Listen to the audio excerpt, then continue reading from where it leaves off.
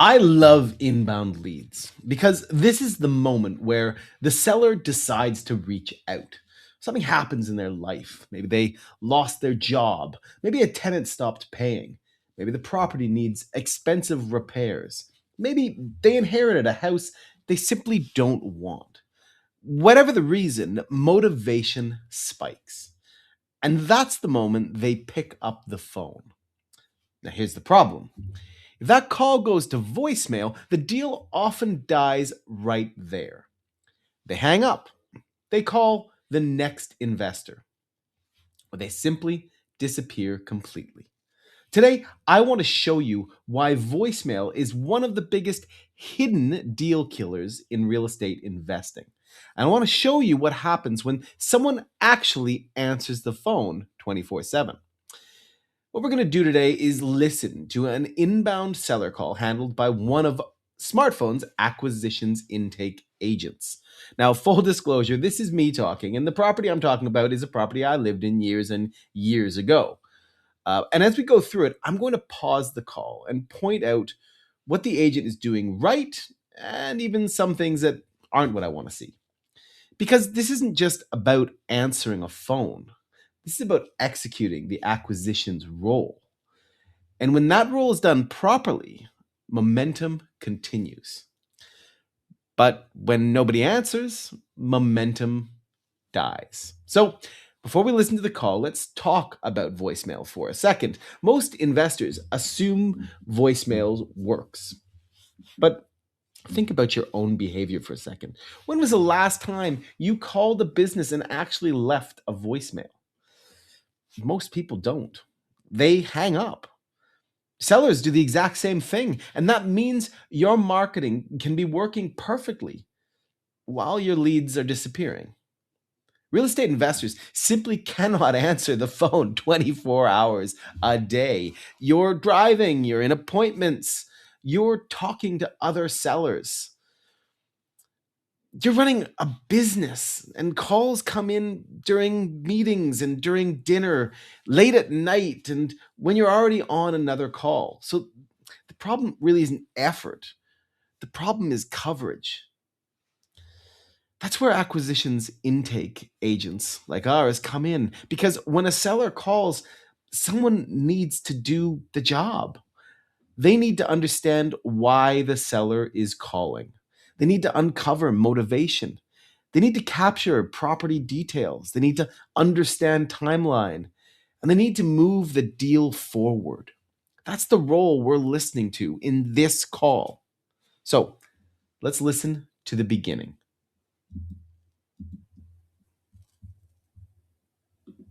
Thanks for calling Practically Founded Properties. This is Linda. Oh, hi. Um, I got a leaflet through my door today, and I just thought I'd speak to you guys about maybe looking at what my property can go for. Oh, that's great. Thanks so much for reaching out. Yeah, we do send those out. I'm glad it caught your attention. Just so you know, this call is being recorded for quality control and compliance purposes. We also use AI tools to help run and record some of our calls, so you're aware of that going in. So it sounds like you're curious about what your property might be worth.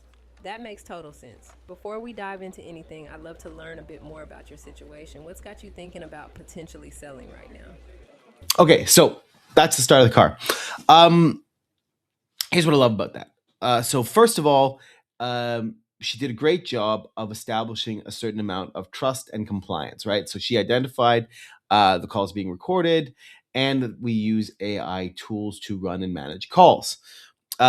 She also acknowledged the leaflet situation, right? Oh yeah, we do send those out. Fantastic.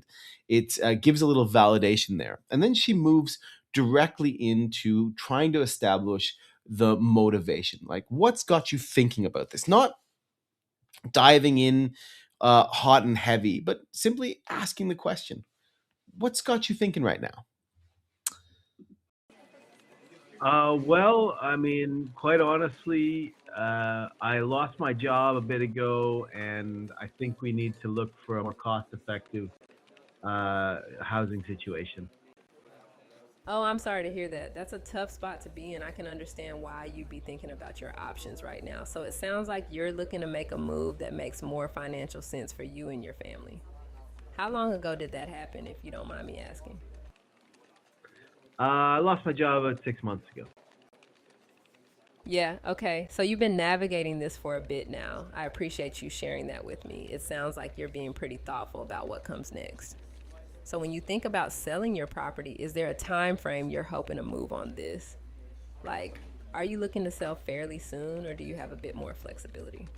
So before we go on, I love so much about that. I love how she responds to the news with empathy, but also, she engages in the discussion in a very natural way. Like, if you don't mind me asking, right?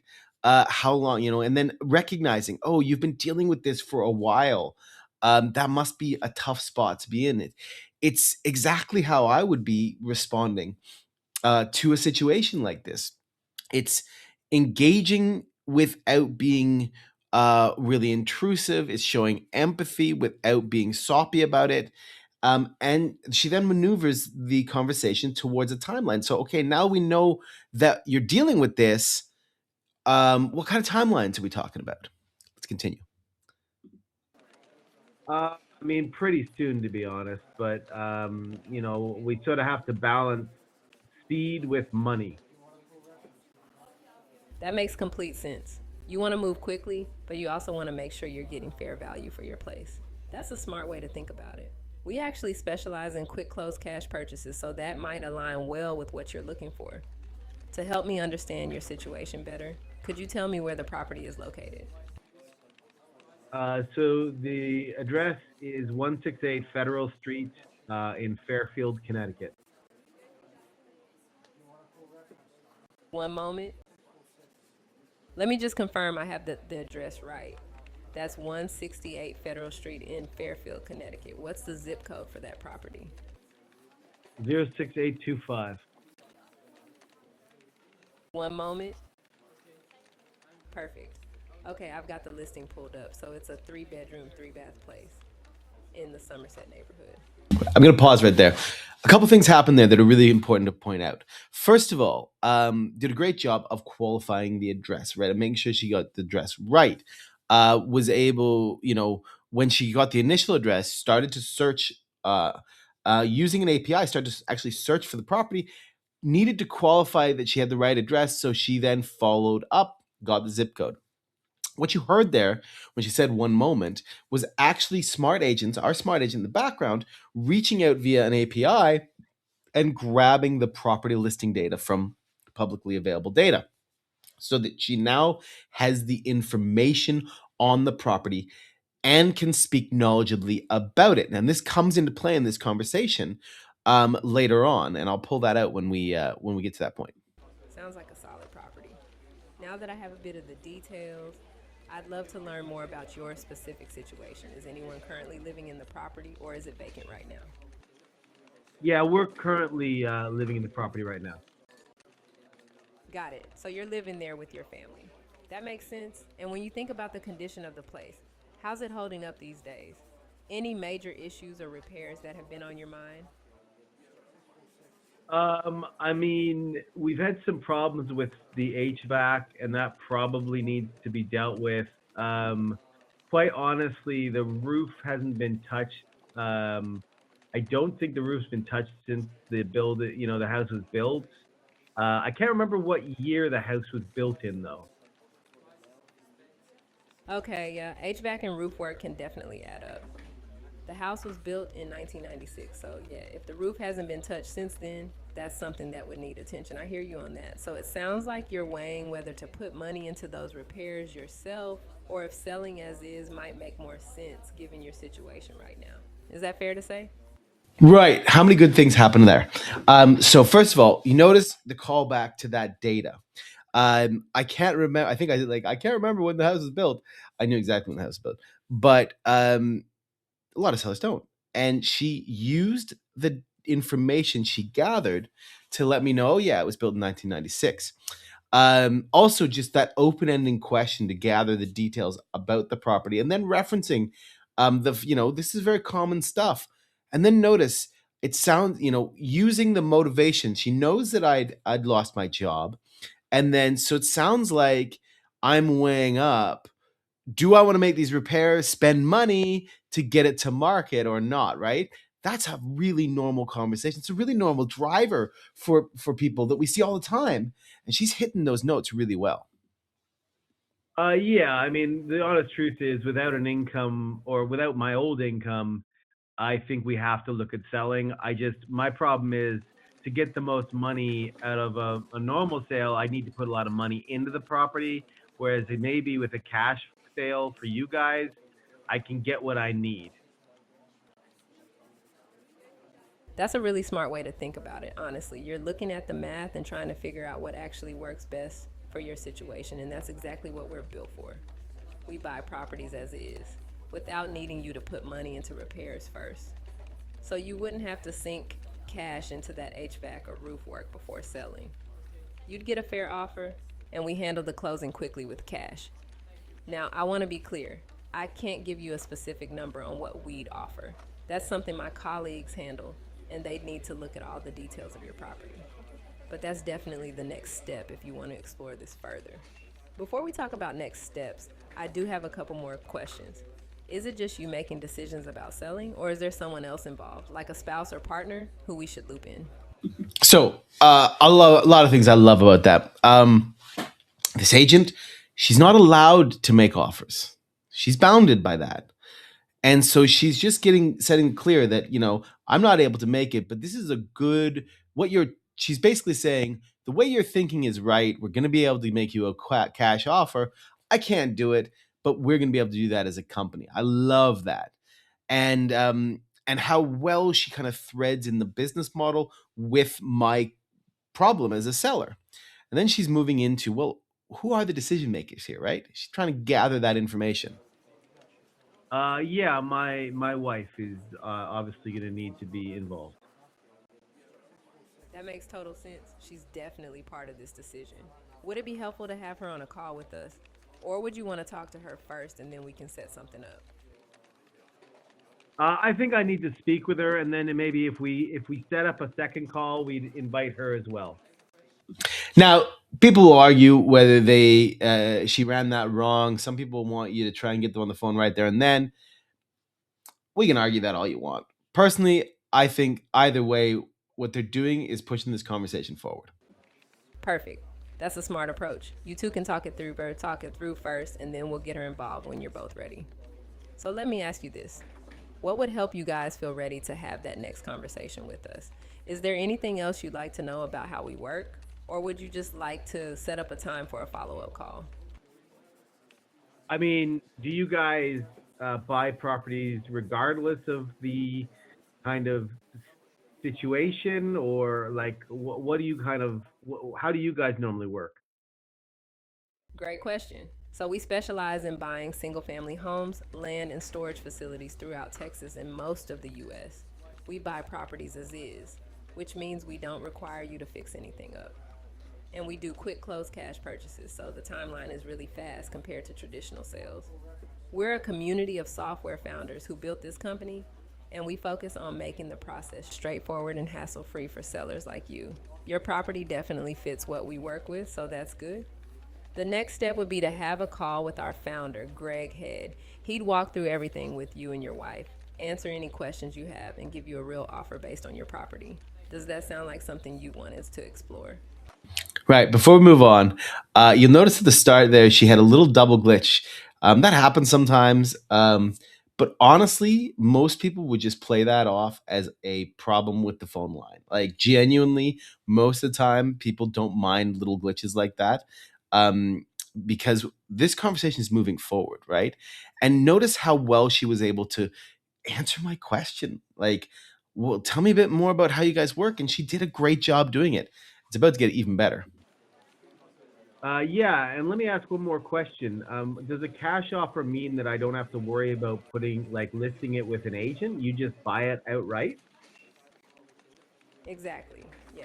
We buy it outright. You don't need to list it with an agent. You don't need to do open houses. You don't need to stage the place. We handle everything. It's just a direct purchase from us to you. So it's a lot simpler and faster than the traditional route. That's really the whole point of what we do. Okay. Well, listen, I think I'm ready to schedule a call. I mean, I would be, right? Boy, was that a great answer, right? You don't have to stage it. You don't have, list it. It the conversation, she was able to allay my fears. She was able to answer questions. She was able to guide me towards thinking this is the best option for me. Now we're going to go into a bit of a scheduling point right now where we're trying to schedule a follow-up meeting. I may cut us out because we kind of have to look at dates because my schedule didn't fit and da da da da. But I'll play a bit of it so you hear it. That's awesome. I'm glad we're moving forward. So let me get some information from you first, and then we'll get that scheduled. What's your first name? My first name is Jordan Jordan, great. And what's your last name? Fleming. Perfect, Jordan Fleming. And what's the best phone number to reach you on for the follow up call? It's the one that I'm calling you on right now. Can you see that number? Yeah, absolutely. I've got that. So we'll call you back on the same number you're calling from. Now, when would be a good time for you to have that call with Greg? Do you have any availability coming up that works well for you? Yeah, I'm pretty good tomorrow morning. Tomorrow morning works great. Let me check the calendar to get you an exact time. What time tomorrow morning would be best for you? Maybe 11? Let me check the calendar to make sure that works. Perfect. So that's Wednesday, March 11th at 11 a.m. Does that work for you? All right, I'm going to stop there because we go through a bit of a scheduling bit because I couldn't make it and then they couldn't make it and we found a bit about it. But so much great stuff in that call. So let's review everything that's happened. The goal of acquisitions intake is not to close the deal. The goal is to move the conversation forward, schedule the next step. And that's exactly what happens here.